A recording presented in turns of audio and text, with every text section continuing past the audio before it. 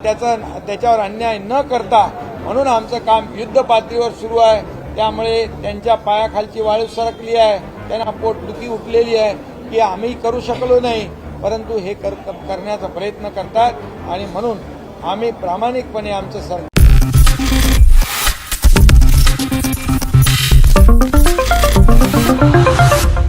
National news में आपका बहुत बहुत स्वागत है। मैं हूं आपके साथ अब्रारुल रहमानी। दर्शकों, महाराष्ट्र में मराठा आरक्षण को लेकर के जो मांग चली है, दरअसल उस पर काफी ज्यादा हैरान करने वाली खबर आ रही है। दरअसल इस समय कहा जा रहा है दर्शकों कि महाराष्ट्र में जो मनोज रजांगे जो लगातार जो इस पूरे मामले को लेकर के कहीं ना कहीं जो है सबसे आगे नजर आ रहे थे, उनका कहीं ना कहीं अब बदलाव जो है देखने को मिल रहा है उनके अंदर, क्योंकि अब वो ये कह रहे हैं महाराष्ट्र में एकनाथ शिंदे की सरकार पूरी तरीके से यहाँ पर मराठा आरक्षण के विरोध में है। और अब ऐसे में समझिए कि उद्धव ठाकरे के लिए एक बड़ी एक तरीके से यहाँ पर जो है सहमति मिल रही है। क्या उद्धव ठाकरे को यहाँ पर वो सहमति देते नजर आएंगे? क्या उद्धव ठाकरे इस बिना पर मुख्यमंत्री दोबारा बन जाएंगे? जो है एमवीए की सरकार बनेगी?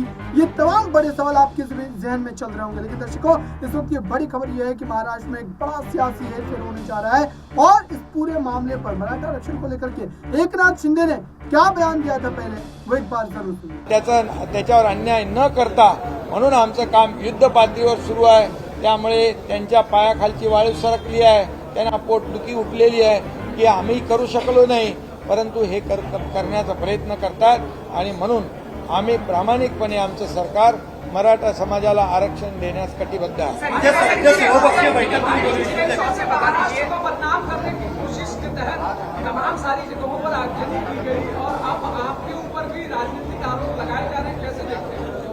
जिन्होंने मराठा समाज का आरक्षण गंवाया है, सुप्रीम कोर्ट में जब कौन मुख्यमंत्री थे, कौन उपसमिति में थे, ये सब सकल मराठा समाज जानता है। अभी हमारी सरकार ये राज्य में कानून व्यवस्था बनाए रखने की पूरी कोशिश कर रही है और मनोज जरंगे पाटिल इन्होंने भी आह्वान लोगों को किया है कि मराठा समाज ये बहुत ही शांति प्रिय और शिस्त प्रिय तरीके से आंदोलन उनके होते हैं। इस आंदोलन में कौन भड़काने का काम करता है, कौन ये आगजनी कर रहा है, कौन कानून व्यवस्था यहाँ पर बिगाड़ने की कोशिश कर रहा है, इसके ऊपर पूरी तरह सरकार का ध्यान है और निश्चित रूप से मराठा समाज को पूरी तरह फुल प्रूफ जो टिकाऊ होगा कानून के दायरे में जो बिठाने के बाद ये मराठा आरक्षण देने का सरकार की जिम्मेदारी है और अन्य समाज को किसी को भी बाधा नहीं पहुंचाते हुए ये मराठा समाज को आरक्षण देने का काम सरकार करेगा।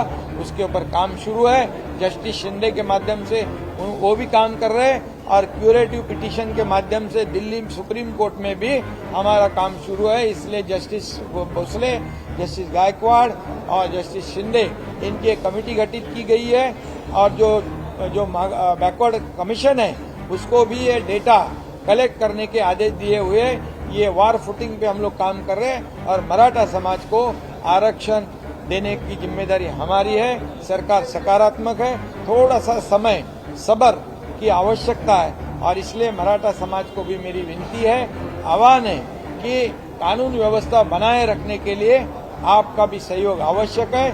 इसमें जो कानून व्यवस्था बिगाड़ने के लिए जो कुछ लोग आ रहे उनके ऊपर भी ध्यान रखने का काम ये सकल मराठा समाज के कार्यकर्ताओं ने करना चाहिए।